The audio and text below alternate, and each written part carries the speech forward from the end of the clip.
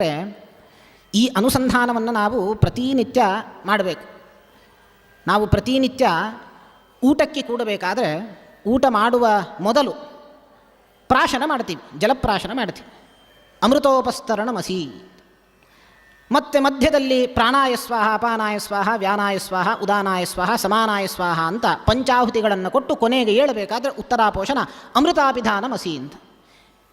ಇದು ಎಲ್ಲವೂ ನಾವು ಭುಂಜಿಸುವ ಅನ್ನ ಏನಿದೆ, ಮೊದಲು ನಾವು ಏನು ಅಮೃತೋಪಸ್ತರಣಮಸಿ ಅಂತ ಹೇಳಿ ಪ್ರಾಶನ ಮಾಡ್ತೀವಿ, ಅದು ಆ ನೀರು ವಾಯುದೇವರಿಗೆ ವಸ್ತ್ರ, ವಾಯುದೇವರ ಒಳ ಉಡುಪಾಗಿ ಅದನ್ನು ನಾವು ಸಮರ್ಪಣೆ ಮಾಡಬೇಕು. ಅದು ಆ ನೀರು ಕೊಡೋದು ನಾವು ವಾಯುದೇವರಿಗೆ, ಅದು ವಸ್ತ್ರವನ್ನಾಗಿ ಅವರಿಗೆ ಕೊಡೋದು. ಕೊನೆಗೆ ಎದ್ದ ಮೇಲೆ ಅಮೃತಾಪಿಧಾನಮಸಿ, ಅದೂ ಕೂಡ ಆ ನೀರು ಕೂಡ ವಾಯುದೇವರಿಗೆ ವಸ್ತ್ರವೇ, ಅದು ಹೊರವಸ್ತ್ರ, ಹೊರ ಉಡುಪು.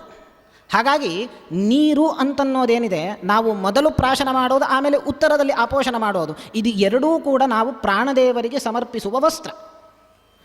ಮಧ್ಯದಲ್ಲಿ ಏನು ಅನ್ನದಿಂದ ನಾವು ಪ್ರಾಣಾಯ ಸ್ವಾಹ, ಅಪಾನಾಯ ಸ್ವಾಹ, ವ್ಯಾನಾಯ ಸ್ವಾಹ, ಉದಾನಾಯ ಸ್ವಾಹ, ಸಮಾನಾಯ ಸ್ವಾಹ ಅಂತ ಪಂಚಾಹುತಿಗಳನ್ನು ಅದು ಪ್ರಾಣದೇವರಿಗೆ ಕೊಡೋದು. ಹಾಗಾಗಿ ನಮ್ಮ ಭೋಜನ ಯಜ್ಞ ಒಂದು ರೀತಿಯಲ್ಲಿ ಆ ಅನ್ನ ಮತ್ತು ನೀರು ಅದು ಪ್ರಾಣದೇವರಿಗೆ ಸಮರ್ಪಿತ. ಆಚಾರ್ಯರು ತಮ್ಮ ಭಾಷ್ಯದಲ್ಲಿ ಹೇಳ್ತಾರೆ, ಹೇಗೆ